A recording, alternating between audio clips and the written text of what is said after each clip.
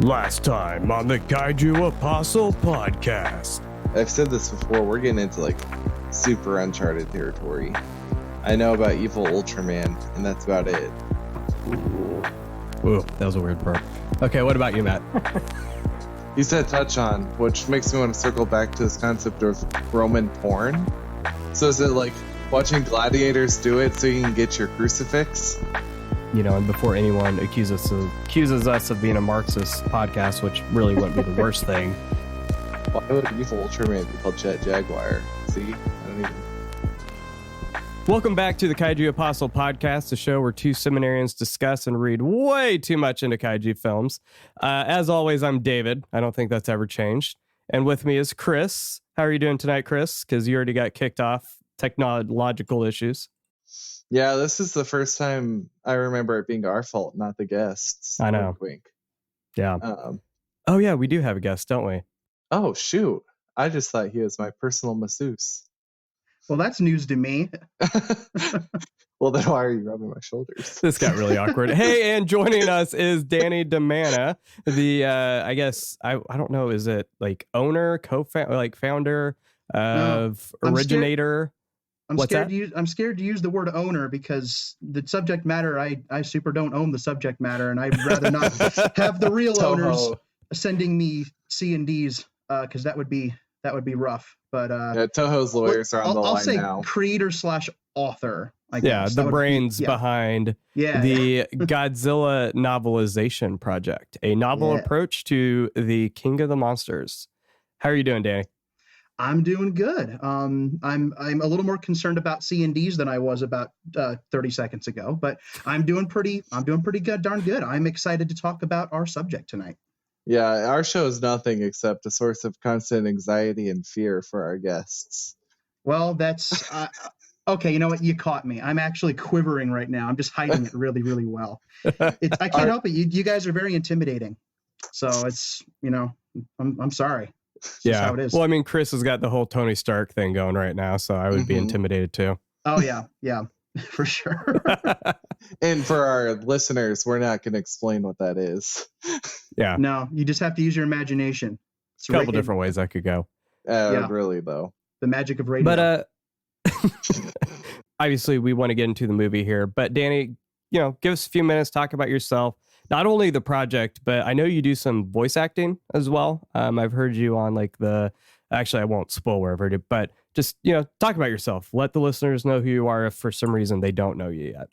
My main claim to quote unquote fame in the community is that the Godzilla community, of course, is that as you mentioned, I am the creator and author of the Godzilla Novelization Project, which is a ridiculously ambitious, ongoing, it will take years and years writing project on my part to convert all of the Japanese Godzilla films into full, free to read, for obvious legal reasons, novelizations. I don't own the character, so I operate my project on the fan fiction principle of I'm not earning money, so I'm not stealing, and nor would I ever try to earn money off of it. I have too much respect for Toho and the franchise to do that. But yeah, it's a very, very in-depth, research-heavy process that's been years in the making, and I'm just having a blast doing it. I launched the project a little over 2.5 years ago now.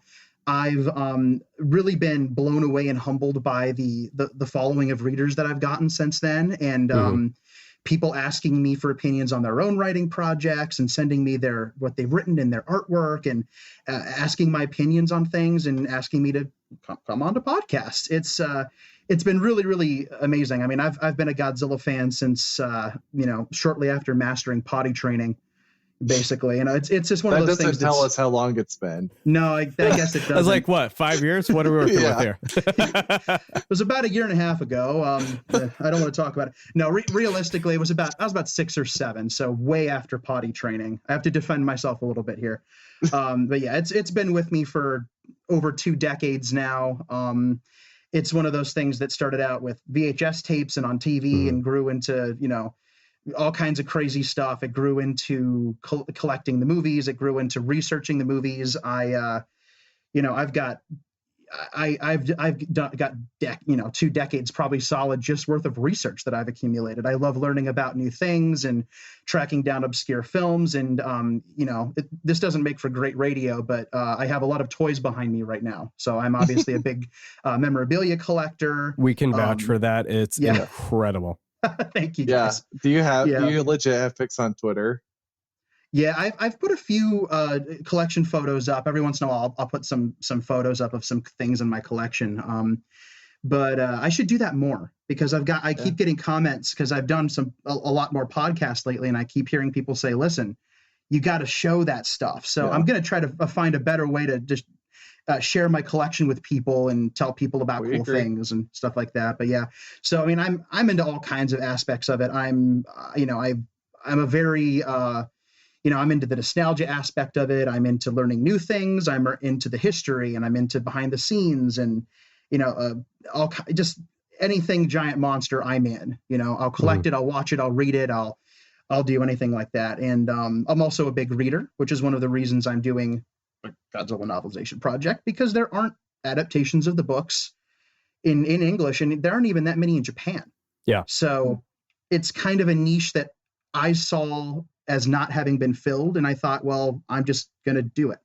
And I had to shut that part of my brain out that was saying, this will take years and years and years, and it may drive you even more insane than you already obviously are. But I had to turn that little guy off because he's the enemy of progress. Right. So I just had a blast with it. I've been really humbled by the response it's gotten.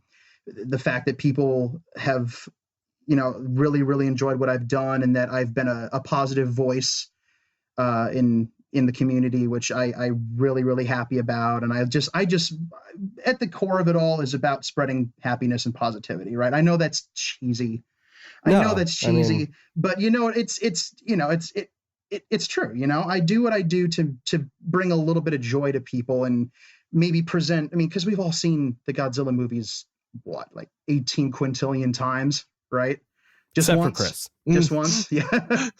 But even so, if you've seen them all one time, if you've seen them all a million times, it doesn't matter. There's something that keeps us coming back to them. And, I don't claim to be, like the be all end all of knowledge on it or anything, but I'm just a fan who likes talking about it and likes celebrating it, and, maybe using, what humble writing skills I have to present them in a new and unique way that reminds you of how much you love them. So that's really what I'm all about. And I guess I should mention the voice acting thing, because yes, I have done some voice acting.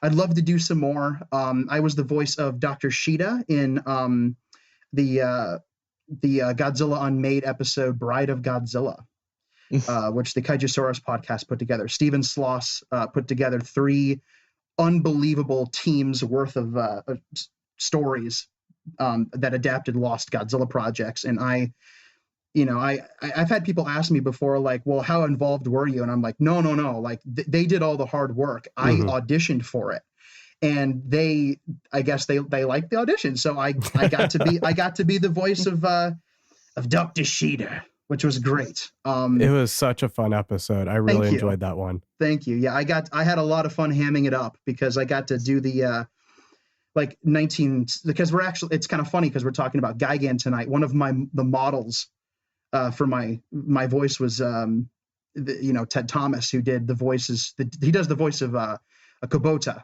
in Godzilla versus Gigan specifically, where he's he can tell he's like a 30-something or 40-something British guy living in Hong Kong, that, where he says Godzilla instead of Godzilla.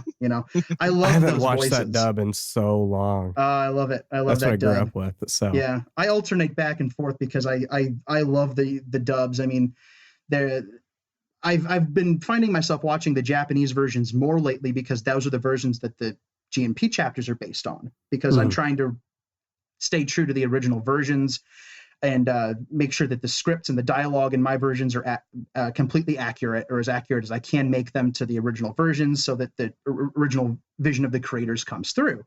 But the dubs, man, I mean, they're just such an important part of my childhood and how I found the movies, that I can't just put them on the shelf and pretend they're not there. Like if I need a nice, nostalgic hug from my childhood, I'll throw in a dub. You know what I mean? But that's what I was trying to do, kind of one of those dubs for Dr. Shida, and that was great. I did a voice for a character that I co-developed for the Monster Island Film Vault. I did the creepy mushroom doctor. That was really From fun. Matango. Yeah, that was really the good too. Matango. Dr. Dourif with his mushroom children. That was I got a lot of feedback telling me that I creeped people out with that voice. That was horrible. It was horrible. Can you do the episode recap in that, or is that? I might have to. Previously on the Kaiju Apostle podcast. I love that. A little bit of the evil laugh there, but yeah, I had a blast with it. So I'm hoping I can do more kind of fun voice stuff like that in the future. Just because I wouldn't call myself an actor. I'm just a goob. I'm just a goober that likes doing silly voices. But as long as I'm entertaining people, that's what I care about, right? So that's it. So yeah, I do some voice stuff. I do writing. I do some artwork. I haven't really put a lot of my personal art up in a long time because I've been focusing on writing. But yeah, that's pretty much my epic superhero origin story, I think. That's, what a fitting way to say that for this episode. Yeah. What's that, Chris? Oh, it's a fitting way to talk about a superhero origin in a movie like this one. Right. But so when are you doing Godzilla 98? Oh, I get that question all the time. And are you going to use the Japanese version? Yeah. Oh, how I would love to say that the answer to those questions are really soon and yes. But on the 98 film, I'm not planning on doing right now. And the only reason is because there is an English language novelization of it that came out in 1990. There's actually two. There's a junior version and an adult version that does exist. The adult novelization is actually really solid. It's actually from... I wore the cover off of that book. Yeah, it's from Nick Totopoulos' perspective. It's first person from his perspective. So I feel like I don't want to touch that because somebody already put the work into that. So if you really want to read it, you can go on Amazon and buy it. Same thing with the Legendary films. Yeah. Same thing with somebody has already put, and very recently too, put a lot of work into that, and I'm not going to step on their toes. I'm focusing on movies that don't have books yet. So that's my goal. I'm going to be perfectly honest with you. I would love to try to write 1998. I would love to do that. That'd be fun.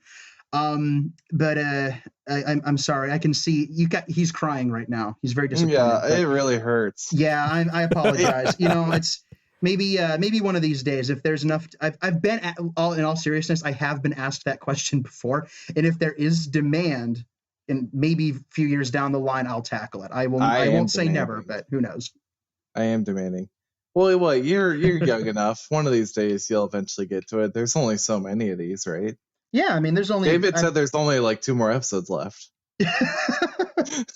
It's like, there's only like, a baker's dozen, so in total, totally. So it's fine. It's fine. I'll like a baker's dozens. Yeah.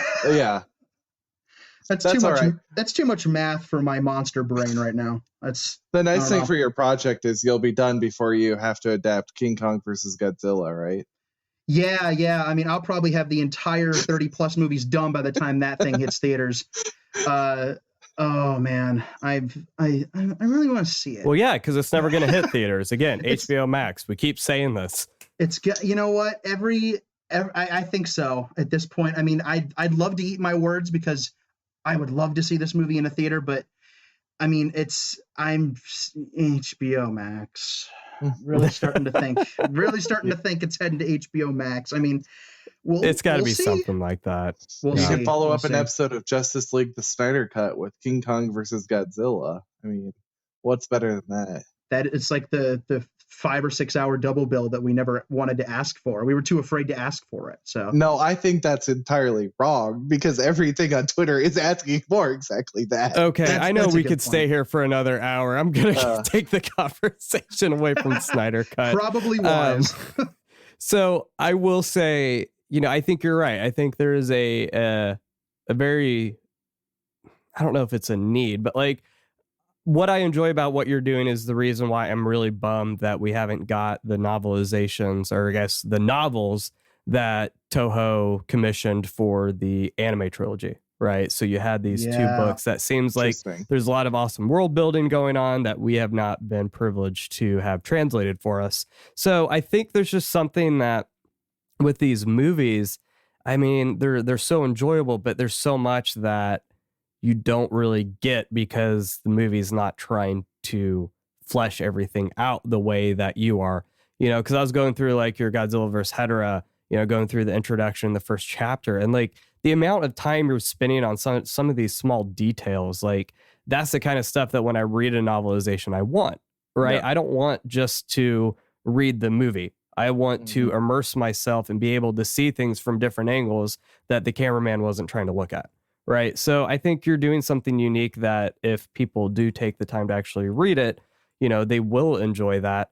And I do want to talk a little bit at the end about how if people are interested in what you're doing, how they can support you as well, because I do know that you do have some avenues there.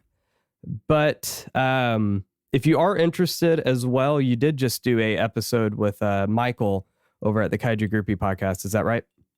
That sure is right. I rambled on for so long, we had to cut it in half. And the first episode clocks in at, I think, an hour and a half of just us sitting there talking about VHS tapes and, our how we found the series, because he started out with, the question, tell me where it all started for you. And I was like, okay.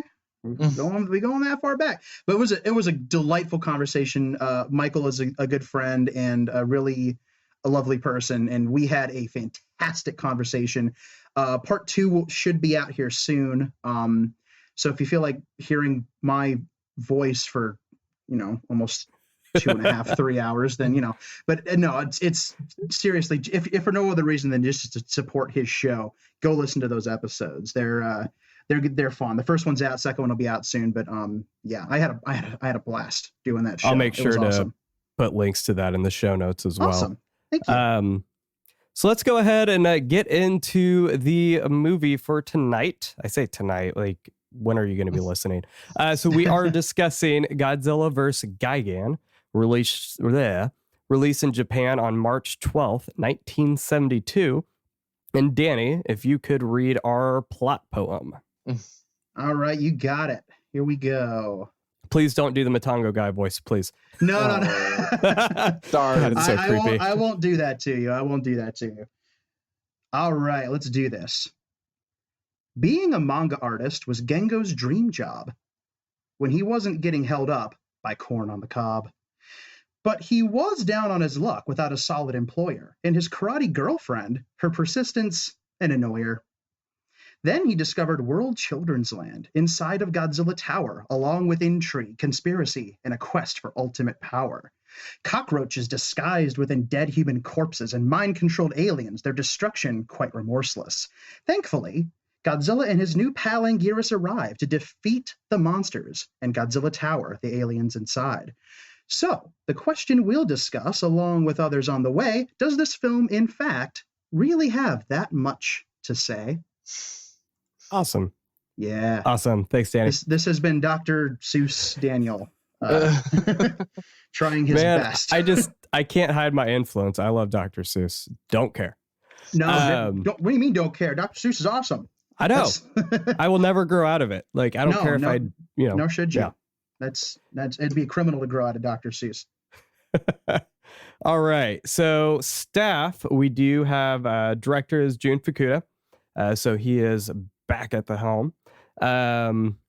Writers this time. So we do, and I kind of want to get into when you talk about the trivia, I'd love to hear what you kind of discussed with you and Nathan did your co-panel, your joint panel last year.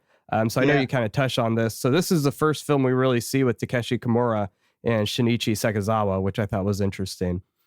So produced by Tomoyuki Tanaka. Music was stock by Akira Ifukube, and then Kunio Mayauchi returned for the Godzilla March. Cinematography was by Kiyoshi Hasegawa, and then special effects was Teruyoshi Nakano. So, Danny, I know you had some stuff prepped for just kind of the history of this film, getting into some of the writing elements as well. Yeah.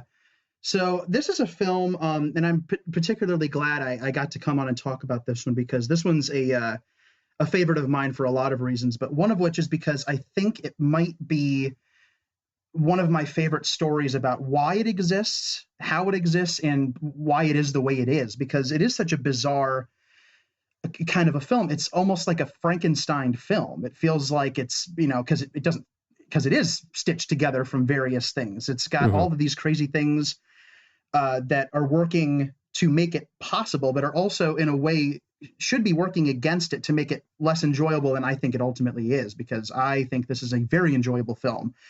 And the context that I'll give takes us back to 1962, when King Kong versus Godzilla came out and destroyed the box office. I mean, that movie made so much money. It put more butts in seats than any Godzilla movie since. It's still one of Japan's highest grossing films of all time in general. And it wasn't alone. The early 1960s was the beginning of the economic miracle in Japan. It was a time when the economy was booming and people weren't just making movies, people were going to see movies. People were going to see them. They were putting butts in seats, and movies in the early 1960s have made more money than any movie. Well, I won't say any movie, but just consistently, the film industry in Japan has made sense. They have yet to recover from what happened next, and that was, of course, the downside of the economic miracle ultimately taking its toll on the country a few years later. A lot of people are familiar with the economic issues that were going on. I mean, if you watch the Godzilla and the Gamera films and know any of the history of them, you'll know that pollution was obviously a problem. Children wandering around without parents watching them was a problem. Space women were a problem. Yeah. I mean, it wasn't a problem to me, but no, it was a mess though. I mean, it's you kind of, a lot of people, especially outside of Japan, laugh it off and say, look at the big silly slime monster, or look at the silly little boy in his yellow cap. But then when you look at him and say, well, that yellow cap was to keep him from getting hit by a car, right? Like little boys in Japan wore the yellow caps back then because they were walking home, and there was an epidemic of children getting hit by cars, and so they wore the yellow caps to protect them, so that people would see the cars. There's the context. Which makes for more the hat. Sense. What was it? Gamera versus Giran, where he talks about he wants world peace and no more traffic accidents. You watch it and you're like, what are you talking about? And then there's your context, right? So that's just one end of it. And all of that, plus other economic things that are too innumerable to get into here, ultimately caused the collapse of the Japanese film industry. Almost overnight, Toho had downsized considerably. I mean, if once you add in the fact that Eiji Tsuburaya had passed away, it was bad news bears on the, for the special effects department. And then in, the late 60s, 19 to 1970, the contracts for most of the big Toho actors and actresses expired. Big familiar faces like, Akira Takarada, Kumi Mizuno, Takashi Kimura, all these guys that we see their faces, and they were the repertory group that made the 50s and 60s Showa films so memorable. Their contracts were up and they were gone. By the time the 1970s started, Toho didn't even have a special effects department. Like it was just gone. They didn't have the actors that they'd had before. They didn't have the budgets. And that sets the stage for Godzilla versus Gigan, along with the release of Godzilla versus Hedorah. Because Godzilla versus Hedorah, made its money, but internally at Toho, especially at the top, it's no secret that Tanaka-san was not a fan of that movie. There's conflicting reports on how he dealt with not being a fan of it, and some of it's been conflated. But long story short, after that film came out, he knew that there needed to be some kind of a course correction. He basically pulled together what few people at Toho were left: Teruyoshi Nakano, writer Shinichi Sekizawa, and Takashi Kimura, who was writing under the pen name Kaoru Mabuchi at the time. And he basically said to all of these folks, listen, we're going to do another Godzilla movie.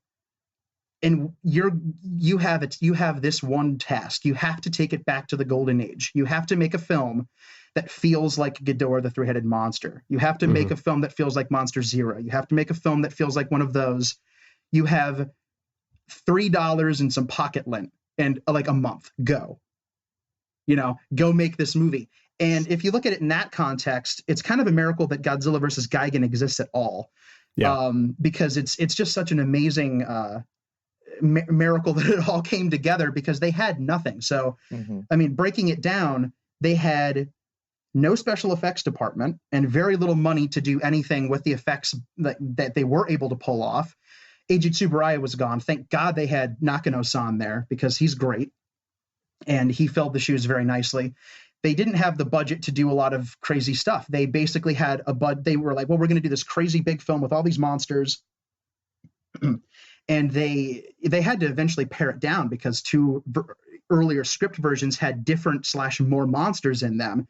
So the fact that we got 4 monsters in the movie is in and of itself a miracle. And they had the suits lying around. They fixed Anguirus as best they could. They fixed Godzilla, as best they could, but his wear and tear really shows. They fixed King Ghidorah pretty darn nicely, but at the cost of his articulation. He doesn't move very much in the film. And they built this beautiful Gigan suit, but that's really about it. They didn't have enough money to do a lot of miniatures. They didn't have enough money to shoot a lot of stuff. And they didn't have enough money to hire somebody to do an original score for this film.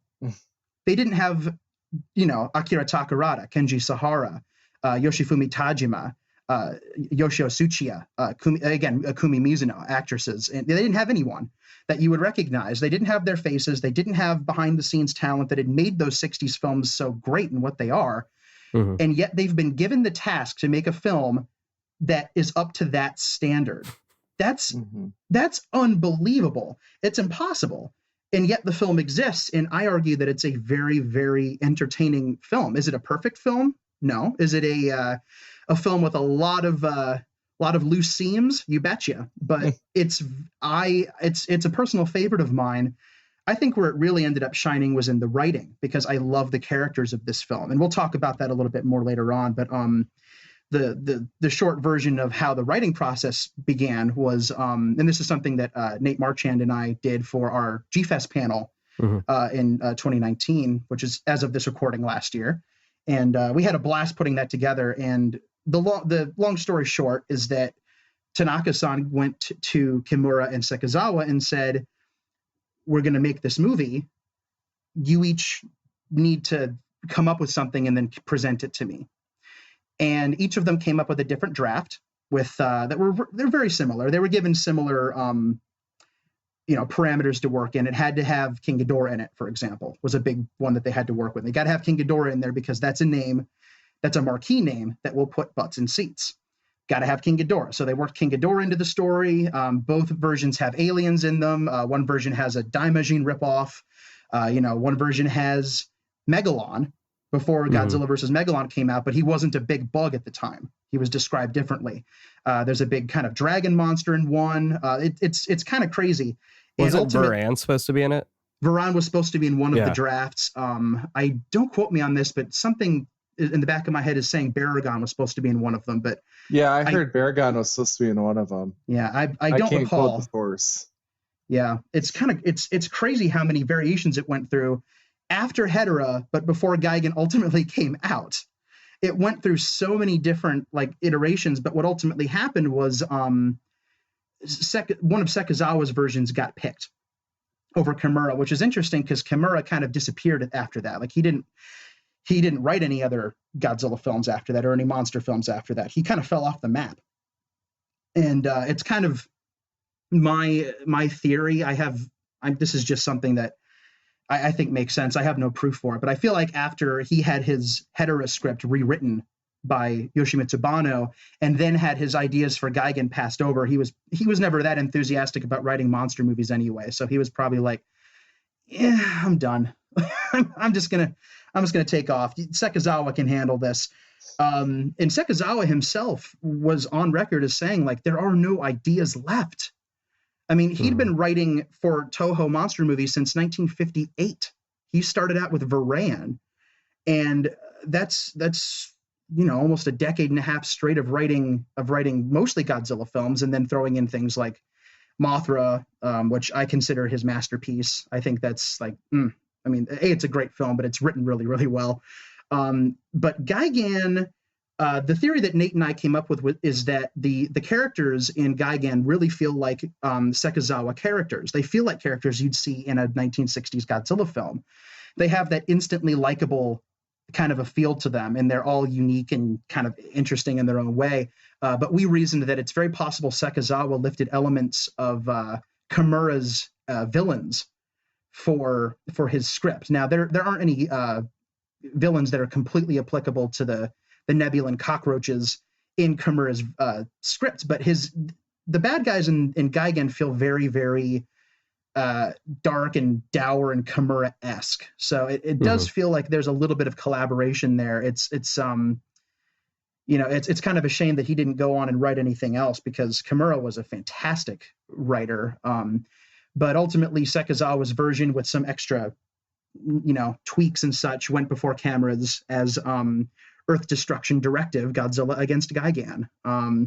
And that's how they filmed it. And then from that point on, they had to get around whatever obstacles they came to. They had a script, they had characters, they hired whatever actors they could get to fill those roles. They used stock footage to pad out the moments where they couldn't shoot new scenes. They wrote special effects scenes around what stock footage they had that they thought they could use. They made the really great decision to use Akira Ifukube stock music, which I think fits really well with most of the film. And it does kind of bring that veneer of 1960s quality up slightly. It feels a little bit more like you're watching something classic, not quite, but almost there from that era. So again, when you put it all together and you get some of that great Sekizawa wit and a little bit of social commentary, which is subtle in this film, but it's there to the point where I think it gives the movie a depth that most people don't quite expect about commercialization and all that stuff. We'll probably touch on that later. But, for me, the biggest aspect of this film's behind the scenes story is that by all accounts, this is a movie that should not exist in the form that it's in. If somebody came to me and gave me the parameters that I laid out earlier and said, you don't have this or this or this or this or this, but you do have $3 in a couple of weeks and a little bit of lint I found in my pocket, and most people would look at that situation and say, no, I can't, we're not going to do it because it can't be done. But they did it.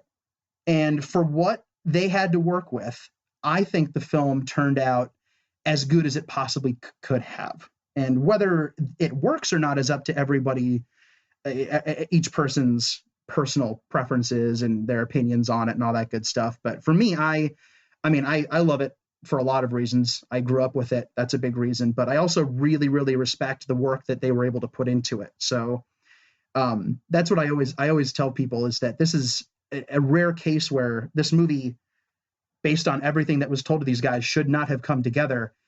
And I think that for what it's worth, they actually used their resources better than they would a year later with Megalon. As much as I adore Megalon, I always say that Gigan, Godzilla vs. Gigan, was the result of circumstance, but Megalon was the victim of circumstance. It's a slightly different way that it turned out. But again, for what it's worth, I love the movie, and I think the story, that story is just as interesting as anything in the movie itself, and it kind of puts the movie's existence in a cool perspective. That's what I think anyway. And scene. Yeah. No, I agree with you there. It's we'll get into that here shortly, but I think there's one of the films that really does benefit from that additional context. So, Chris, if you could go ahead and read the poll for us and see how we fared there. I would love to, but can I make my comment now before it escapes my brain? Oh, of course. So you had tied together the original King Kong versus Godzilla in your discussion with this movie, and I also have a connection I'd like to make between the two films. Go for it. Because in the American dub, both of these movies feature characters that were hurt by their corn. In King Kong versus Godzilla, Faru's corns were hurting really bad, And in this one, Shosaku Takasugi was held up by corn. So, in light of that, I would just like to point out that they're connected by adversarial corns. Okay, All right. so every word that just came out of your mouth was brilliant and wonderful, and I thank you for bringing that to my attention, because I'm going to be perfectly honest. That's something that my brain should have made the connection on and gotten a chuckle out of before this, but I never thought of that, and now my mind is blown. I'm thinking about their corns all the time. So it's been established that if I was to get in a car wreck, this show would be absolutely fine. But if Chris was to get in a car wreck, I would have to give up because no one would listen anymore. None of the there'd be fewer corny jokes, is what you're saying. Hey, you know the thing is, if something were to happen to David, I'd be talking to all our guests, be like, "Hey, what movie are we talking about?" And you're like, "The one we're recording about right now." Yep. Anyway, let's talk about this poll. Yeah, well, here's the thing: is my Google account wouldn't just automatically disappear, so you'd still have the schedule. Yeah, but like, let's look how much I use it now. Anyway, I know, that's true. Poll time. Poll time. So we have now reached the 70s. So we asked, what is your favorite era of giant monster films in the Showa era? Wait. What? That's the wrong poll. What? That's what I was wondering about. Did I post the wrong poll? Yeah, I think so. Oh, whoops. Okay. I was like, okay, it seems different enough. All right. Technical difficulties, listeners. Yeah, that's not technical. That's completely on me. This is our first one. Y'all can wait. I'm curious to hear what the results of that poll were, though. I did not see that one. Oh, I think I found it. The stock footage. Okay. The winner was 70s. Wait, okay, what? so on this one. No, Wow. Wasn't it the 60s one? Oh, yeah. Anyway, y'all just follow us on Twitter, because don't follow me. Remember when you said this show would be fine? Anyway, let's look at this actual poll. So it's common knowledge that Godzilla vs. Gigan uses stock footage throughout the film, although it's clear they missed some of the best, most critical moments. So which important scene should have been included? And I do want to point out that David said pretty early that this one seemed pretty like neck and neck the whole time. Do you think that I mean, the results are still pretty close. Yeah. But all right, so I'm gonna go from the least significant scenes that you voted for to the most. And the first one is actually blasphemy. So the least important scene was Minya's birth. And I'm just going to say that's the most important day on the Kaiju calendar. So the second scene, number 3 on the poll that should have been included, was the sludge baby from Hedera. The second choice was Ebera's own Top Gun scene with the volleyball. There's no excuse for that. That should have been in there. I agree. Oh, yeah. But the one that you all chose, and not by an overwhelming majority, was Godzilla's dance from Astro Monsters. So honestly, I think Moist Minya should be in any movie with stock footage. That's what I'm saying. Like, Moist honestly, Minya. you know, like when they show the logo of the production company at the beginning, it should just be like Moist Minya, and underneath it says Toho. Moist Minya Productions, in association with Toho, presents. Toho lawyers who were listening about you adapting their stuff they've picked their pens back up and they're furiously scribbling notes now. Moist Minya and everything. What was that about Moist Minya? That's what I'm saying. Man. We'll give you the adaptations. You give us more Moist Minya. I feel like that's a win-win. I like that. That's why Godzilla versus King Kong versus Godzilla was delayed. Wasn't enough Moist Minya. They had to go back for reshoots. Okay. Mm-hmm. They had to get that little extra time to put Minya in there. I like put him back in. Yeah. Anyway, that's our poll. So let's talk about this movie. If you haven't stopped listening already. So, as you know, we do a bi-weekly discussion before we record. So, it's time to discuss Godzilla vs. Gigan. I'm not sure if I've ever seen a movie in both number one and dead last and more lists than this one. So the question goes both ways. Does this film deserve critical acclaim? Or is it quite objectively? Or is it objectively quite lame? Excuse me. Okay. So we had a lot of new faces this time around, which I thought that was a lot of fun. I wasn't expecting as many replies as we got for this one. So I'll start with Ken Bockelman. It's awful. Easily one of the worst in the franchise. The excessive use of stock footage looks so bad, and the characters are unlikable. I do like Gigan as a kaiju and all of his goofiness. Then we have Jonathan, JJ Hicks 19, who has a blog about barbecue, and it makes me hungry all the time because it's so good. He said, it's a movie I want to like more than I do. Stock footage and a fight that's far too slow really bring this one down for me. The human characters aren't awful, but everything feels by the numbers. It's my second least fave of the era. So then we get Christian Gonzalez, which did the artwork for the Godzilla Unmade episode that Danny was on. And he's actually going to be on one of our episodes here shortly. Awesome. I feel like this movie would have been elevated with less kaiju action, honestly. The blatant use of stock footage is one thing, but the sheer amount of it honestly causes the film to drag big time. The new sequences with Gigan were more than enough. That said, I still love it. And then we have Bobby, who says, it's the movie that made me a Godzilla fan, and I freaking love the human cast, and I feel it did the utmost it could to try to creatively work around its budget with the stock footage to try to deliver an utterly grueling monster fight. I think it's one of the longest. Then we have Davia D said, of the superhero-esque Showa movies, it's easily the best. Good villains, good humans, good fight, despite the stock footage, which isn't much of it.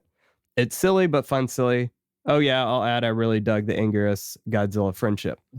And then James Davies comes in for the win. Last time I watched this movie, I was drunk in a capsule hotel in Osaka. It was a fun trip down memory lane. Never had a desire to watch it since, though. It just never stuck with me as much. Gigan is a cool monster, though. That's funny. Okay. So, as you know, we kind of give our preliminary thoughts on the film. Chris, if you could go ahead and start, and then Danny share a few thoughts, and then we'll go on to our talking points. I know. The thing is, I've already shared my most important thought. Actually, that's not even true, because I have my theological reflection cooking, and it's amazing. But now the stands are so much higher because Eric has memed would you say they're as high as Godzilla Tower? Anyway, okay, so this one's funny. Who is it? Ernest Hemingway, who said humans contain multitudes and contradictions and all that. Because everything about this movie was pretty much, if you had put this movie on paper, this is why David doesn't tell me anything about the movies before I watch it. Because on paper, this would have been probably my least favorite movie. Like the stock footage, and I've said recently, I think, at least on the show, and if not, I'm going to say it now, and I'm about to hear about it. Sometimes the monster fights in this, in Ultraman, and in Sentai, all kind of drag on for me, whether or not they're actually that long. So if you told me how long the monster fight was in this one before I watched it, holy crow, I might not have tuned in. But it actually kind of worked. Like, I think you feel it trying, like, who was it? I think I matched most closely with Christian Gonzalez, because less stock footage I think would have worked a lot better. But I feel like I could feel the extra energy and care put into the connecting scenes, like the stuff between the stock footage, I guess. So I kind of dug it. I understand where stock footage comes in once in a while. So on paper, this one shouldn't have worked, but I ended up still liking it. And it might have been a little bit of like, I don't know if tonal shift is quite what it happened between this one and the last few, but like now that we've moved from like, okay, this one's a giant turtle to like, this one's a giant iguana with like big old swords instead of hands. Like, heck yeah. Like, I don't know. I'm kind of liking this new. And I know we're getting like evil Ultraman in an episode, so I'm kind of digging Ultraman Belial. Getting all these evil Ultramen. Like, I'm kind of liking this change. Like, at first I was like, I think we're going to talk about this in a little bit, but I'll make some thoughts here. Like, we're kind of shifting from Godzilla's roots and we're moving into a different feel entirely, it feels like. And I'm on board, honestly. I'm kind of liking it, so. Cool. I figured you would be for how much you like Super Sentai. This is like right up your alley. Yeah, and it was kind of getting to the humor that I like. That I wondered if, and it doesn't bother me if it didn't, but it feels like this one might have bridged the age gap a little better than some of the previous ones. Mm-hmm. I do wonder what puts it in last place, because if it's just the fact that they needed stock footage, I don't know. It happens. Yeah. But what obviously, Danny, you've shared your love for it, but if you had to sum it up, like, why does this film mean so much to you? Well, this one, it kind of falls into the same pattern that I have with a lot of the Godzilla films. This one's a little bit higher up the nostalgia rung for me, because it was one that I saw a lot as a kid, and the nostalgia part and just how much fun I had watching it as a kid is always going to be an important part of why I love the film. But as I've gotten older, I found a lot more to appreciate. I mentioned the writing before and how I really love the characters. I think this cast of characters in this film, the human characters, are some of the most fun. They're not necessarily the most fleshed out, but I don't think they needed to be. I'm an artist, so I feel like Gengo and I would be pals. I don't know. I feel like I hang out and he could show me whatever lame monster he was making. But I don't know. I like the characters. I also have, I just went into that long backstory for it. I think that story is fascinating. And having context like that always it gives me another reason to revisit the film and watch it and see how they took the shortcomings that they were presented with and they, did something interesting with it. Mm-hmm. I have a huge soft spot for Gigan, the monster himself. I love that cyborg chicken. I love him. I think it's such a wacky design. I mean, you just mentioned we're kind of moving away from the roots of the genre and we're getting into some crazier stuff. And as the 70s movies continue on, there's going to be wacky stuff. I'm not going to say anything, but there's going to be some wackiness. Yeah, there's going to be some wackiness. And Gigan is really kind of where they let the wackiness kind of, they let their wacky flag fly a little bit. He's just such a crazy design. He looks like something Ultraman would fight. Nothing had been seen like that in the Godzilla series before. It's such a unique character, just visually interesting. I just love the design. Actually, it's in a closet in my apartment, I have a bunch of foam chunks that, when assembled, will be a Gigan suit. I am actually in the process of making a suit that I plan to take to conventions. It doesn't look good right now. It looks like a bunch of foam, but it's an ongoing project, on again, off again, that I've been working on. So that kind of sums up how much I like this character. He's one of my favorite monsters. Definitely one of my favorite of Godzilla's kaiju opponents. So he's memorable. This is really the movie that I think gave me my love for Anguirus also, because this is like his first prominent, I'm the friend of Godzilla role. I mean, this is his third movie, but this is really the one that kind of put the whole he's Godzilla's buddy thing into my mind. And I always liked that as a kid. I actually have never had a problem with the length of the monster fight. I thought I love the big long battle, the big long drawn out battle. So having that extra long fight at the end, I think it balances out nicely with the human heavy front part of the film. I think there's kind of a nice balance there. So again, it's certainly not a flawless piece of cinema by any stretch of the imagination. There are a lot of objective seams showing in this movie, but I don't like nitpicking movies, man, when I enjoy them this much. So it's just a fun time. This is a movie I always have a blast watching. Yeah, and I get where you're coming from. You don't want to nitpick things. I've also had to learn that, like, I don't want to force myself to like things either. No, no, don't do that. Like that's not good. But yeah, there's this tendency that, we shouldn't be critical, or, if you like something, don't be critical. And I mean, if that was the case, my wife wouldn't love me, because she happily corrects me when I need it, and I'm happily receive it. But I think for me, it's one of the films that nostalgia doesn't really come into play for me. So I grew up watching it, right? And Yeah. probably one of the movies I watched the most. So part of the reason why I am glad that you're on here, because I was thinking back to a book that I've been reading, and the author is discussing like the parables of Jesus, and how it's not necessarily the topics themselves that are difficult. It's the fact that we've become overly familiar with these ideas, that we don't think creatively, we don't think deeper. So for me, I've watched this movie so many times, and I've grown to not enjoy it, that I knew I needed to have someone on that did enjoy it. So it wasn't just me and Chris being completely polar opposite opinions here. Because for me, however long till you get to the monster fights, I think is some of the best that we've had in the series so far.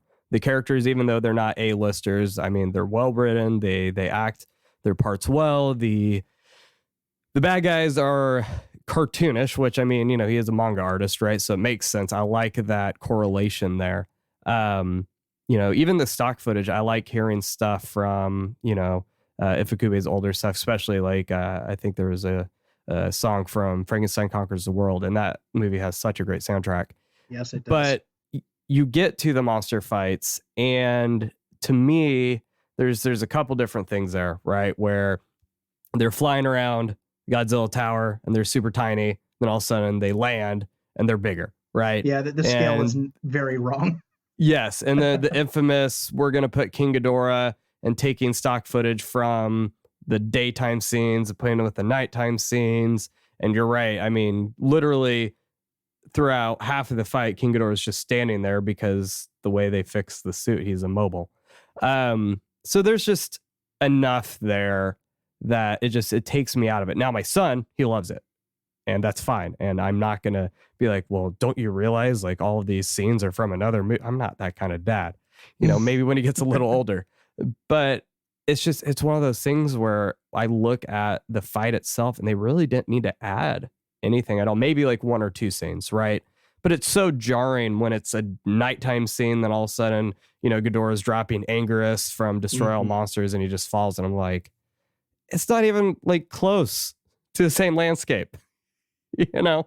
But by and large, I mean, it is, at all of the Godzilla movies, it is in last place for me currently, at least for this era, but not in all the movies we've discussed. Like, Varan is in last place for me, followed by Space Amoeba. But, it's definitely probably not the one I would personally revisit the most, but I will watch it with my son, because for the first 2/3 of the movie, I will stay awake, and then I'll fall asleep at the end for his favorite part. And that totally works out. See, that's funny, because you mentioned the time shifting and the geography shifting. Uh-huh. But like, as a Power Rangers fan, like, I get so used to that, where like suddenly it's the middle of the day, and then it's like nighttime. It's like, oh, Yeah. when did this shift happen? Or they're like fighting in a rock quarry, and then suddenly they're in a forest, and I'm like, all they did was jump. Now they're in a forest. But I think maybe I was a little cheeky earlier, but I think for like hearing what you just said, there is something about the fact that people who are extremely fluent in these movies do kind of pick up on it in a way that I don't. Like, Yeah. I think you're definitely right that the seams are there to kind of combine both what you're saying. Like, you can tell when it turns to stock footage, but for someone like me, I'm like, I know I've seen this in some movie before, but I don't remember which one. Even if it's like, even if I know that the movie was called Godzilla versus Mothra, and it's Godzilla and Mothra, I'd be like, oh, I don't remember which one that one's from. There's something kind of inherently charming about watching a movie like that, and you see the daytime switch. You're like, oh, now it's day. Oh, now it's night. Now the location changed. It is sloppy. Like, there's no way around it. There's slop there. but again, I saw the movie when I was a kid, and I hadn't seen most of those movies at that point. It was so it didn't really affect me. The music cues being reused didn't affect me because I hadn't seen a lot of them. Mm-hmm. And whenever I watched the movie, I noticed that, those are definitely flaws in the film, but it just reminds me of of when I first saw them. I'm like, oh, I remember when I didn't know. But now, like my favorite example is the moment where, and the thing that kills me is that they used it again in Megalon, is the scene where Gigan decides he's going to crawl around behind the trees just so they can use the War of the Gargantua's maser shot, where they slice the trees in half, because it's a beautiful shot that they did for War of the Gargantuas with the explosions timed to the cell animation of the masers. And, you can just barely see something moving back there, but they used it as an excuse to have Gigan crawl around on his little blade arms. Like it's when you stop and think about it, it makes no sense. And it's like, it's just an excuse to use a cool old scene. But I don't know. I find, obviously that's not great, but I just think that's really funny. And I don't know. It just makes me, it makes me laugh in a good way. Like I don't get I'm not going to be too harsh on it or anything. I'm just like, oh my gosh, look at him crawling. That's totally Gigan back there. I totally believe it. Yeah. And that's where, for me, I wouldn't say it's a bad film because of that, but it's definitely less enjoyable for me. Right. You and I were talking about, Mystery Science Theater before we started recording. Those are bad movies, a lot of them, but they're enjoyable. Like, Cry Wilderness, we're talking about that. Like, it's an enjoyable movie, but it's not good at all. Whereas this, I would actually say there's a lot of good things about it. It's just not necessarily enjoyable for me. But, I will say, and this takes us into our talking points, this is where we do start seeing a change in how Godzilla is perceived. And, I'm definitely, for this talking point, at least, indebted to Dave Kalat when he talks about postmodern critique.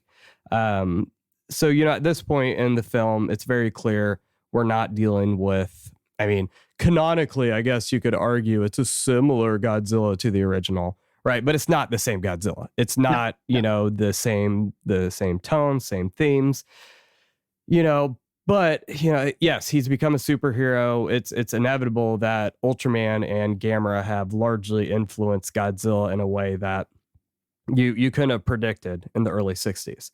But, that isn't to say that there aren't levels of interpretation for this film, right? Like our show is proof of that you can read way too much into these movies and come away with different ideas. So, like first of all, we get the monsters that Gango comes up with. Dave Klatt rightly points out that these monsters aren't deep. They're very surface level. You have the homework monster and the nagging girlfriend monster, or was the it monster the mother? Two strict mothers, Mama. That was it. Yeah, yes. But he based it on his girlfriend. That was it. Very much so. Yes. But that's the thing is, what's interesting is even creating those monsters, it's why the aliens accepted those monsters, because they were easily commodified. They were safe. They are marketable, right?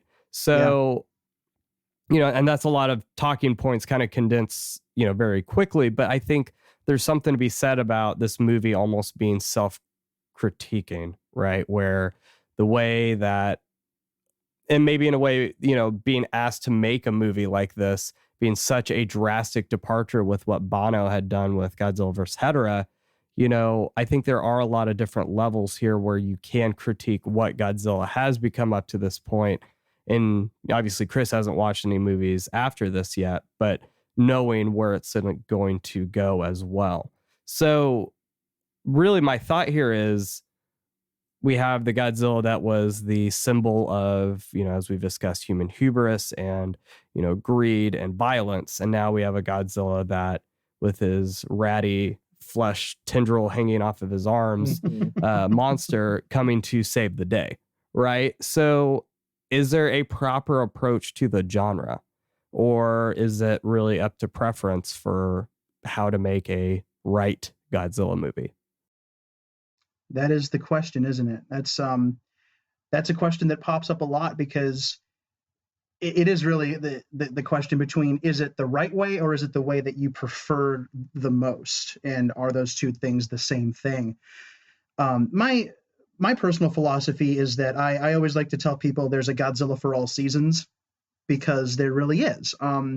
It didn't start out that way, but as the character has progressed over, oh my gosh, almost 66 years now of history, Godzilla's gotten to the point where I kind of consider him, I mean, it's no secret that the character is a very malleable character that you can do a lot of different interesting things with. And in a lot of ways, I equate that to how Batman as a character is handled a lot. Because if you look at how Batman is handled, and has been handled since his inception, there are so many different ways you can approach that character. I mean, just the broad strokes, you've got, silly Adam West 1966 Batman. You've got, darker Tim Burton Batman. You've got very gritty, real Christopher Nolan Batman. You've got, and then you have animated stuff. And then you have all these different tones, all these different takes on the character. I'd argue there's no right, quote unquote, right, correct Batman. I'd argue that depending on the person you're talking to, every single one of those attempts to tell a story with the character are equally valid, but for different reasons. And that's what I think about Godzilla, because, there's an argument to be made that, all of the films that follow the original film delegitimized the seriousness that, that created the character. But it's evolved so much past that, to that point that we have, heroic Godzillas and metaphorical Godzillas and Godzillas that are, forces of nature, good, evil ones, good ones. Now we have Chibi Godzilla. We have Chibi Godzilla, Chibi Gojira. We've got a Godzilla possessed by World War II spirits. We have a plant Godzilla in an anime. We have Godzillas that represent different things. We have Godzillas that fight against different things. We have Godzillas in different mediums. I mean, you have your movies, and then you have something like, I'm a really big fan of the Godzilla Island TV show from the 90s where they use toys. Yeah. I make no apologies. I adore Godzilla Island, and that's equally valid to me too, to bring the character to life in a kid's show with rubber toys. It's different approaches to the same character, but different versions of the character. So I'd argue that an approach like with Gigan, where he's basically an anthropomorphic superhero, is just as valid as presenting him as a very serious, dark, allegorical destroyer of worlds, but for different reasons. And I wouldn't say that any particular version is better or worse. I think it's just up to preference. I like them all personally. There are some people that prefer kid-friendly Godzilla. There are some people that like the more serious allegorical Godzilla. But I think that not only is there room for every kind of Godzilla that there is, but there's also room for all of the people that enjoy the different ones to do so, and hopefully do so without people, being mean to them about it, because that always sucks. The thing is, you could have made up half of what you just said, and I really wouldn't be able to tell if you were lying or not. Like, I hear that a lot. Honest to God, you said some of that stuff, and it's like, one of these has to be fake. No, I'm so glad that you don't know about all this, because you're mentioning these things about movies he hasn't seen. I'm like, oh, I swear to God, I hope he forgets about it by the time we get there, so he can be surprised by it again. To be fair, I'm going to listen to the episode and I'll be like, oh yeah, and then I'll forget. So don't you worry. Trust me, man. I'm excited for you to get to some of those things, because if I say like something kind of vague, if it plants that part of that little thing in your brain that's like, what did he just say? Yeah. What did he say? Like, yeah. Then when you get there, you're going to be like, oh, okay. So it's a wild journey, my friend. It is a wild journey. Yeah. It's funny though, because y'all both probably know what I'm about to say here, and if you don't, you'll figure it out real soon. But like, there's definitely something about, like, you want to talk about tonal shifts, and I kind of see like three directions you can go.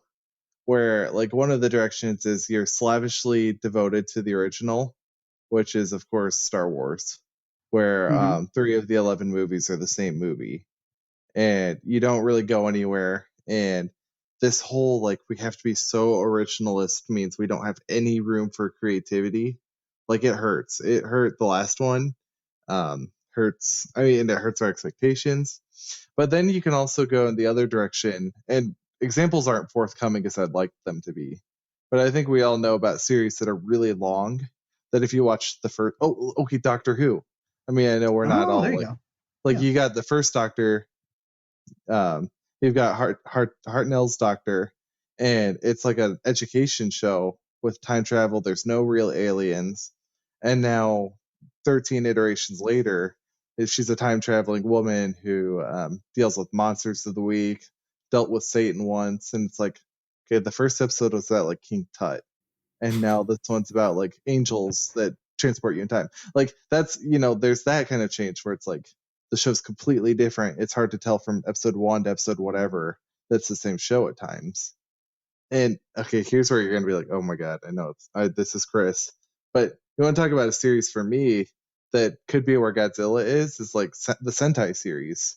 You look at God, I can't believe Chris said that. I know That but is like, so look, Chris.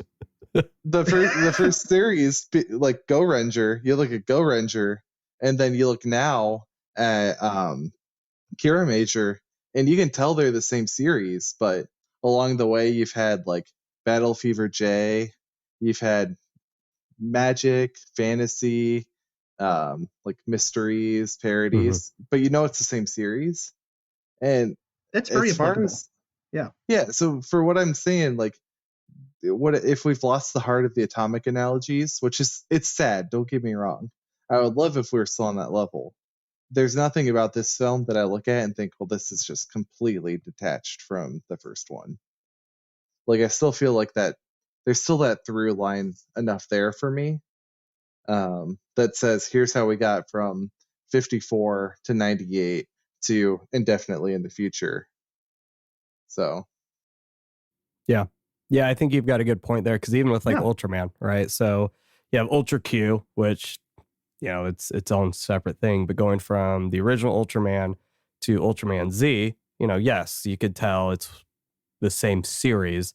But then, as I was telling Chris, I just finished Ultraman Nexus, and that show is so drastically different than every other series, but it's still within the same series. And the thing I think I struggle with here is, I agree. I think there's room for every kind of Godzilla. Right? Well, minus Rule 34 Godzilla. But like, I think there's room for all of that. And yeah, the faces you guys are making. But the thing is, you can say, well, it lost its footing, it lost its message. But the thing is, how many people would even care about the original if these changes weren't made, right? Because even the original Japanese version, I mean, is just a recent acquisition here in the States, or at least it hasn't been something that you've really been able to acquire legally, apart from the past, like 15, maybe 20 years. It's not something like that. something that, it's not something I grew up with. I grew up with, 1956 King of the Monsters, and I didn't realize, I mean, I knew it was Japanese, but like, I never knew You don't know. I could watch the Japanese version. Yeah, exactly. So I think there's something to be said about that, where yes, maybe things did get lost along the way, but we wouldn't be able to even have these conversations if it didn't happen. So is that a good or bad thing? I don't know. I don't think any of us could say, but it's definitely something that I can understand why it happened. I also was thinking of parallels between like public figures, where you could say Jesus, or you could say Martin Luther King Jr., or even Malcolm X. It's very easy to take someone in history and co-opt what they originally stood for and do something else, right? Because we've had discussions on the show about like white Jesus. Well, white Jesus was not first century Jewish Jesus, so I wouldn't argue that that's an appropriate change, right? It does drastically change who the original was. Or the Martin Luther King Jr., who was, wouldn't even hurt a fly, right? No, I mean, he was very radical. No one, within the white communities really liked Martin Luther King Jr. Yet now, if there's ever a protest, that's who gets cited, right, by conservative talking points. So it's very easy to change an original or who someone was. And I think that is off the table. Like, you shouldn't do that. But it's a movie about a giant monster. I mean, yes, there were deeper themes, but even Ishiro Honda is on the record of saying that like he embraced those changes. Like before the 1998 version came out, when it was going to get released in 94 or whenever that first draft, he was excited to see what was going to happen, right? Because he wanted to see something fresh. He was bored and tired and not impressed by what Toho had been producing at that point. So if the guy that helped create this was even like, yeah, something needs to change, then I would say, you know, we should be okay with that too. You know, the last film we're going to discuss in this era, I mean, it's definitely not your stereotypical Godzilla film, at least in light of the original, but he's the one who directed it. He should know best. And he made one of my favorite films, you know? So it is interesting to see that people just think that it has to fall within these parameters when, yeah, like I said, we wouldn't be having this conversation if Godzilla was made in our image. There you go. But so the main talking point, I guess we're not the main talking point. So the last talking point we have here. So your running theme in this movie, which was kind of unique for not being a Honda film, was just this idea about peace, right? So it's not uncommon to have movies where aliens come down and they present a way to try to, I don't know, I'm trying to think of the right word, like offer a compromise, right? So with like the Mysterians, what was it like? Hey, give us some space and you're, you know, space to live and you're women and we'll leave you alone kind of thing. And, you know, and then obviously with Destroy All Monsters, they tried to do their whole thing by, you know, using the monsters to take over the world. But hey, we'll still allow you guys peace. We just want to live under the volcano, right? This time around, there's like no negotiations at all. The cockroaches come down. They're just like, hey, we're just going to eradicate the entire earth and terraform it. And we're not even going to give you guys a chance to like do anything. We're just going to do it. So what got me thinking is, this idea about peace is brought up, but like, what does peace actually mean? Because we have the aliens who think peace is conquest and a singular way of thinking, right? Because that's what they want to do, is they just want to have a existence that conforms to their ideas and worldview. But is that what peace really is? And what does that mean, not only on an individual level, but I'm going to kind of open this up within our fan community as well, as there have been spats of tension, especially since we're in not lockdown anymore, but in this pandemic, right? So what does that mean to you guys? So the difference between like keeping peace and making peace. Wow, that is a very deep question, though. Man, it's interesting how they kind of go about it in the movie, because as you say, peace seems to be defined multiple ways within the film itself. Because one of my favorite lines, specifically from the dubbed version that I grew up with, is when Gengo first voices his trepidation about working with World Children's Land, and he says, they keep talking about perfect peace, and Tomoko says, a nice ideal. And it's interesting when you look at it like that, because when you say, yeah, peace, let's make peace happen, let's do peace, it kind of sounds like a good idea, doesn't it? Like, peace sounds like a good idea. It's a nice ideal. But something about it has made Gengo upset in the film. Like, you can look at him and he's grumbling about how they keep talking about peace, and he's obviously uncomfortable with it. And I don't think he quite knows why until he finds out that the Nebulans, the cockroaches, have their own very unique definition of what peace is, because they came from a planet they claim was very similar to ours, and of course they weren't the dominant species on their planet. Mm-hmm. They were the lower life forms, and they watched as the humanoid race on their world destroyed it, to the point where when they killed themselves off, they couldn't stay on that world. They had to leave. They had to go find another world. So peace to them is something that they lost, that maybe they don't even quite know what it is. You know, the peace is something that's better than where they came from, but an approximation of what they lost. And to them, peace means creating a world in their image. It means creating something that benefits them and not everyone. So that's them making peace. That's them trying to force peace, but peace based on a very narrow set of a very narrow definition, their own definition. So I suppose keeping peace, and again, this kind of steps out of the movie a little bit, and just to, keeping peace in general is not imposing anything on anyone. At least that's what I'd say. You're not imposing things, but you're just trying to keep it civil. You're trying to keep things positive. You're not trying to force anything onto anyone. You're just trying to say, let's be who we are, and let's not hurt each other. Let's not say mean things to each other. Let's not do mean things to each other.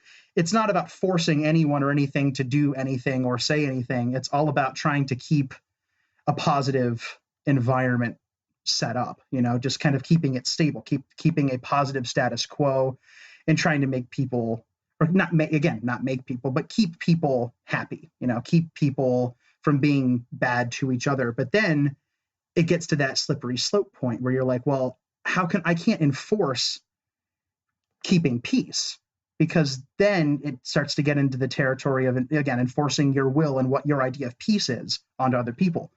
So where's the line? Where's the line? Now, I don't know if this movie is quite deep enough to, answer that question, but it is an interesting question. It is. So there's a middle ground in there. There's a line in there somewhere, and it's easier to tell one from the other than to figure out where the middle ground is. Mm-hmm. It's an interesting question. What do you think, Chris? Oh, I see David pulling out a book. Yeah, he's got a book. Oh, let's take a look at the book. No, we're good. Yeah. I'll wait. You're good, Chris. Well, I all I'm thinking is that peace and peacemaking has been a very frequent, very weekly discussion on our show. So that's kind of what's like saying, hey, if we're hearing someone else. But this, I would say, like, true peace is one wherein, defined by love, everyone acts in like just relation with one another, which I can see when you've got cockroaches that possess human corpses, meaning throwing a little bit of a wrench in that kind of concept of peace. But it does make you, I guess that's the question posed maybe by the film, maybe by us, that warrants us to ask, like, if someone doesn't want to make peace and their definition of their own well-being is unattainable in the current structure, what reaction do we have? Mm-hmm. Because when we look at the world today, when there are people who say, under the current structures, I cannot live a safe and well-intended, well-meaning life, and we would say, you know what, actually probably some of these structures don't work for everybody. So we do have to acknowledge that. But I don't know. I guess the question, the film that I would like to answer is, like, could the human possessing cockroaches live on Earth as is? And they seem to think no, but yeah. And that's kind of where I don't know if it necessarily answers any questions, but I think it presents an interesting question, because Danny, you were saying something that I didn't even really make the connection until now. So obviously with the cockroaches, they were lowest rung in their previous world, right? And they were literally stepped on, right? And they watched how this world pretty much self-destruct, and they realized they needed to go somewhere else to survive. So now they are on a planet with people who they argue are similar to what they've already experienced. So right there, they have that baggage of, well, these people are this way, so we know how you guys are going to be here. But what we see is the oppressed now becoming the oppressors, right? And that's something that unfortunately is not brought up very often, because it's not really a popular topic. But I know when I took my class on pastoral care and abuse, we talked about the cycles of abuse and how it's a very permeable cycle, right? Where you can go from being the abused to the abuser very quickly and then go back. It's not a static thing, right? So we see these people who had been downtrodden and oppressed now taking on the role of enacting their peacekeeping and oppressing others, potentially wiping them out. So I think there is something there to be said about, okay, well, their original concerns about, they deserve to, I mean, we can't see that they were inherently evil, right? So they deserve to have a life that they should be able to live and prosper freely. Now they're trying to find a way to do it, but is it freedom and prosperity for them if they are doing that at the cost of others, which we've discussed capitalism and other things of that nature and how tricky that can be. So I think for me, the reason I'm thinking about all this is because, it's what typically stems from this idea of not having peace, whether it's within a fan community, within relationships, whether it's politics, is we hold on to feelings that we shouldn't hold on to, I guess is the right word, right? So Jesus talks about how, before we make a sacrifice, we need to forgive those who have wronged us. We need to make amends with our brothers before we do these things. And I was initially going to talk about, Matthew 5, because blessed are the peacekeepers or peacemakers, excuse me. But I ended up on James 3 and talking about jealousy and ambition, because it talks about how, where jealousy and selfish ambition exists, there will be disorder in every vile practice. But the wisdom from above is first pure, then peaceable, gentle, open to reason, full of mercy and good fruits, without uncertainty or insincerity.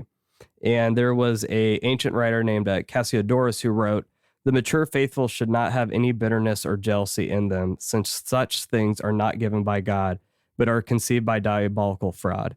For where there is jealousy, there is strife, disloyalty, and every kind of evil which divine authority condemns." So I think like these cockroaches, they wanted this prosperity in life that that these people in the movie had. They wanted it so badly that they were willing to destroy people to have it, right? It was this jealousy, this need to have control and to have power that was going to lead them to committing mass murder. And isn't that kind of what it boils down to when we see disorder in our communities? It's a lack of loving others. It's a lack of maybe not sharing every single opinion that we have, right? We just assume, well, I have this thought, so I need to share it. We don't consider what implications there will be for saying these things. Even years down the road, we don't, when it's like all of a sudden something's unearthed and we're like, well, I didn't mean for that to be that way, but we don't think about what our words are doing now. So we're definitely not thinking about 5 years down the road. So when we see disorder in a community or a relationship, 9 times out of 10, it's for a lack of regard or love for others. So that's really what I feel like this movie is just kind of stems from, is this like a race of bugs had been hurt and abused so badly that they were so wounded that they were taking that anger and angst and pain and enacting it on others instead of allowing, themselves to forgive the conditions that they'd been in. Wow. That's a really good, again, it's what you guys talk about, like, reading too much into the movies, right? Like this is the kind of stuff that keeps me coming back to a lot of these movies, especially the ones that people don't necessarily think might have that depth to them. Because even if you have to kind of read that depth into what the film is giving you, I love the kind of conversations and, thought process that thinking about it like that brings out. I find that this movie is one of the Godzilla films that I think gives people a lot to potentially chew on. Whether or not that was the intent of the creators is irrelevant at the end of the day, because it creates a really cool discussion, and it gets you thinking about, the nature of peace and how to define it, and whether whether or not who is defining it means something. Like, if person A defines it this way and person B defines it this way, what's the right definition? And are either of those choices even right in the first place? So who are we to say that person A or B is correct? And where's that middle ground? So it's one of those things that you don't think you're going to get out of a movie about body snatching cockroaches. And a giant buzzsaw chicken. That's a buzzsaw chicken and a 3-headed space dragon. Like you don't think of that, but I love having those kinds of discussions because I like thinking, and any excuse to find something interesting to think about like that. I just love it. It's awesome. But it really needs to be argued, can cockroaches even feel? Can they have emotions? Ooh. Because that right there just throws the whole movie apart if they can't do that. I mean, we're talking about giant dragons, which whatever, I can suspend my disbelief for that. But cockroaches and moral decisions, I don't know. That's too far, man. That's a bridge too far. I definitely see why Kimura was like, I'm done. Like, he's just like, this is too outlandish for me. Come on, guys. Yeah, he kind of fell off the map at this point, and he was never really into writing for genre pictures. He created his magnum opus in 1963, the film that he thought was his best, which was Matango. And after that, he just kind of didn't care as much anymore. And one of my favorite stories is in the mid-'60s, he walked up to Sekizawa and apparently said something along the lines of, "Do you really enjoy writing this stuff?" And Sekizawa, who of course was a big, happy kid who loved writing monster movies, was like, "I do. I really enjoy it." And of course, Kimura looked at him and said, "I don't." Great. True story. But see, here's the thing is, Matango for my list of the Showa films, it's currently number 5, and then It's you have, so who wrote Atragon? That was Kimura too, right? That was Sekizawa. Oh, it was. Okay. Now I'm second guessing myself now that I'm saying it. I'm like, I don't have this pulled up and I'm just riffing. That's the thing. We're not allowed to be wrong. We have to be above reproach. Yes. Here. Oh no. Hey, while you're looking that up, let me share my it was Sekizawa. insight. Okay, I was right. Woo. yes. All right, theological insight. Boom. Let's go. So in this movie, you've got a tower built to resemble the monster island, right? And Godzilla hears a report from the radio and says, "Let us go down and see what the humans are doing." And then they come down and God destroys the tower. Similarly, in the Tower of Babel, in Genesis 11, you have all of humanity building a tower to reach the heavens. And God says... y'all are laughing, but I'm seeing some parallels here. That's the crazy thing. So God, just like Godzilla, says, "Let us go down and see what the humans are doing." And then God comes down and destroys the tower and sends the humans all over the planet. Just like he sends the cockroaches, scattering. packing. So that's kind of cool. Genesis 11. Godzilla and Anguirus are God in this one again. Usually I can get through those, but not tonight.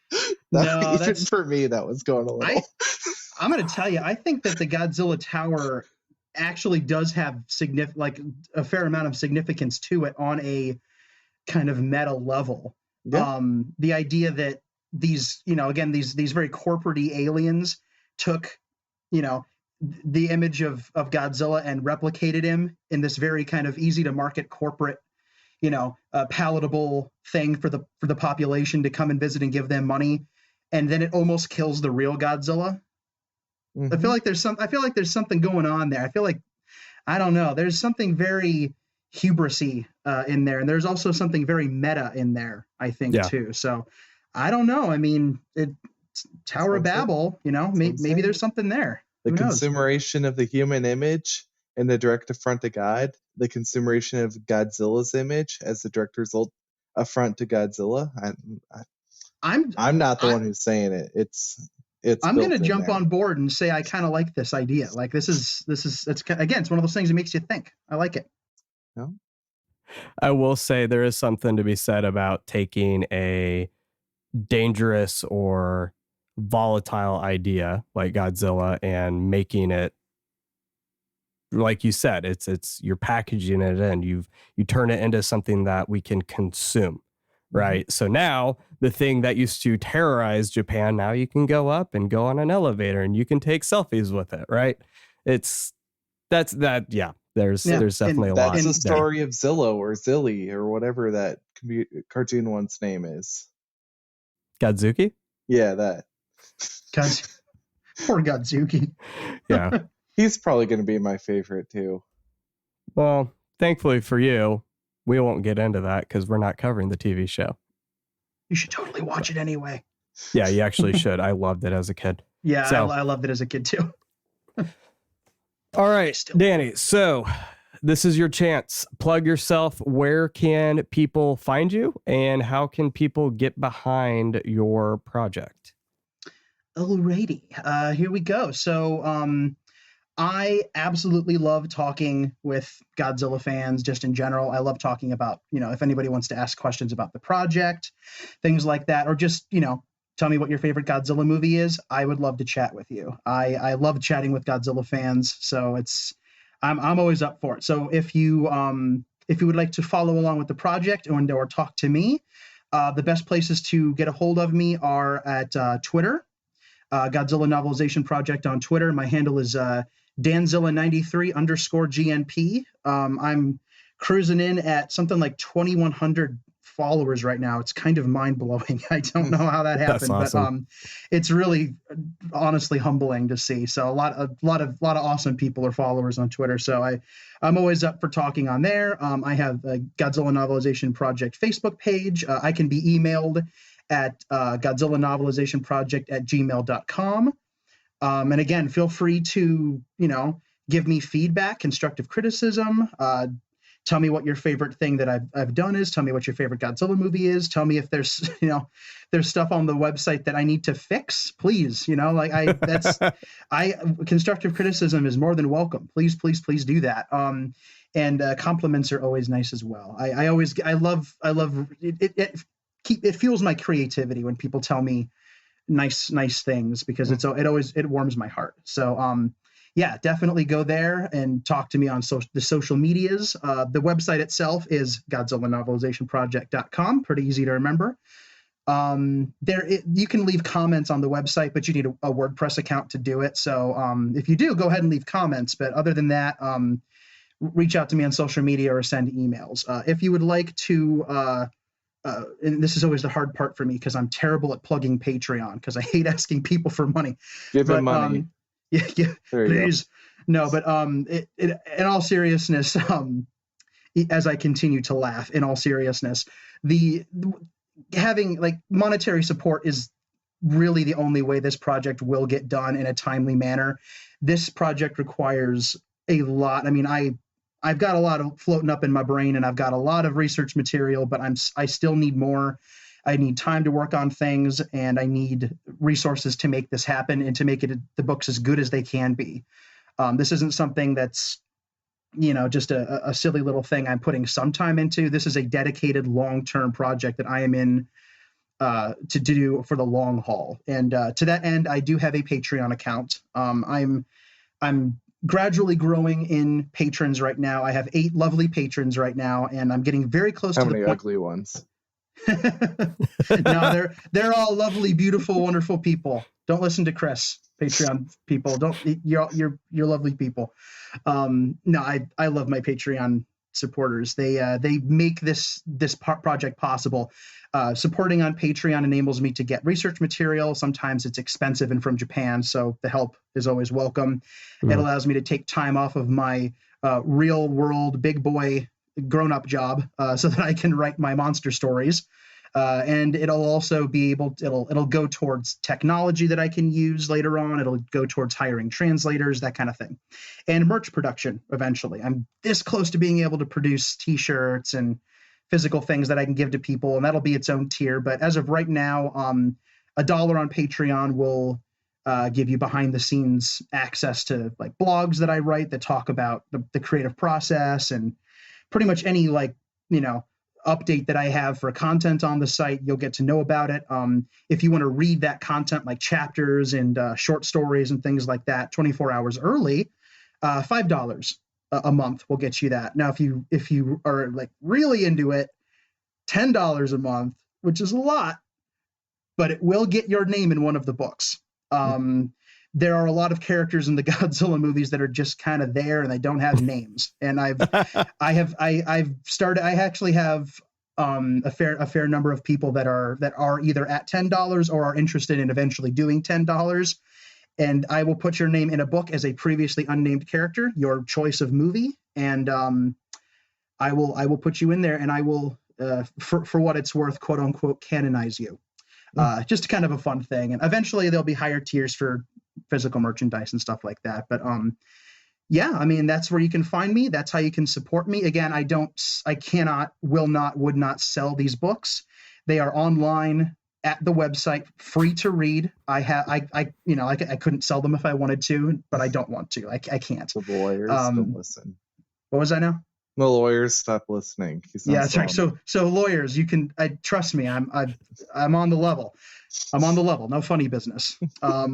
But yeah, this is a completely free labor of love. The books are all being put up online. They won't ever be in print, again, for legal reasons.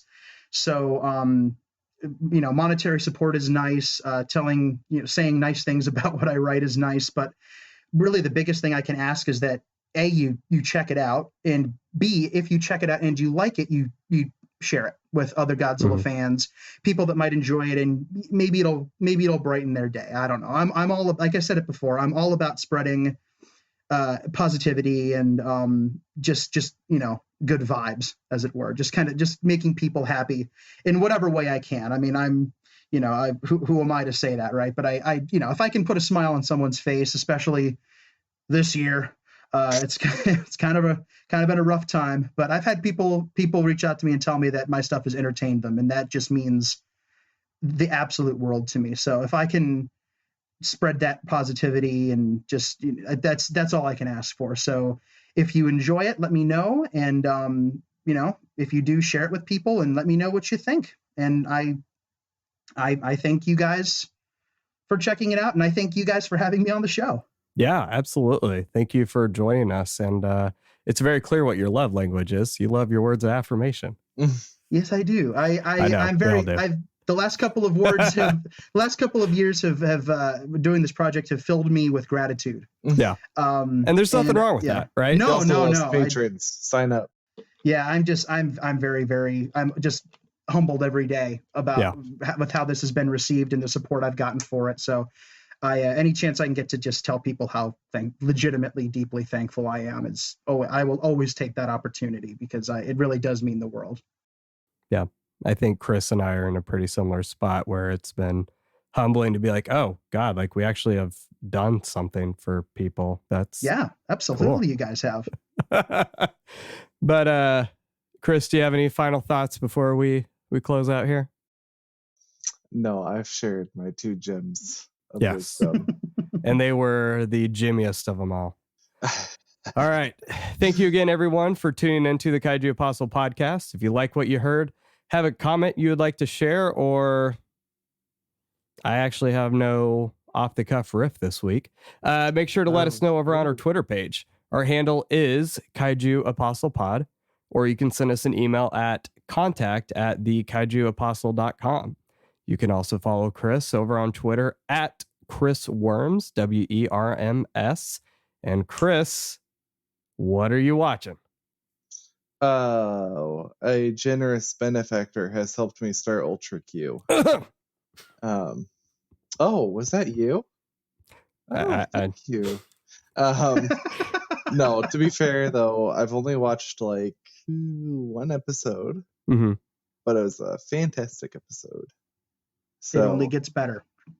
Yeah, I mean, honestly. So we talk about Ultraman Z a lot, but I think David and I were probably going to be getting a little Ultra Q up in here. Oh yeah.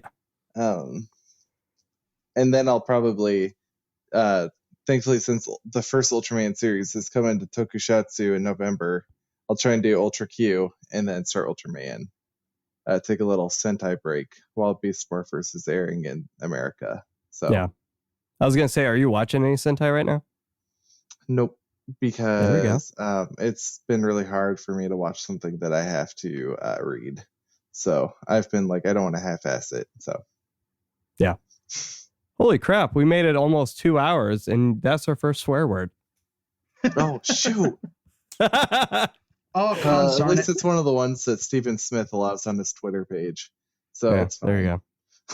So, all right. But until next time, May Mothra watch over you, Godzilla empower you, and High Priest Moist Minya bring you joy.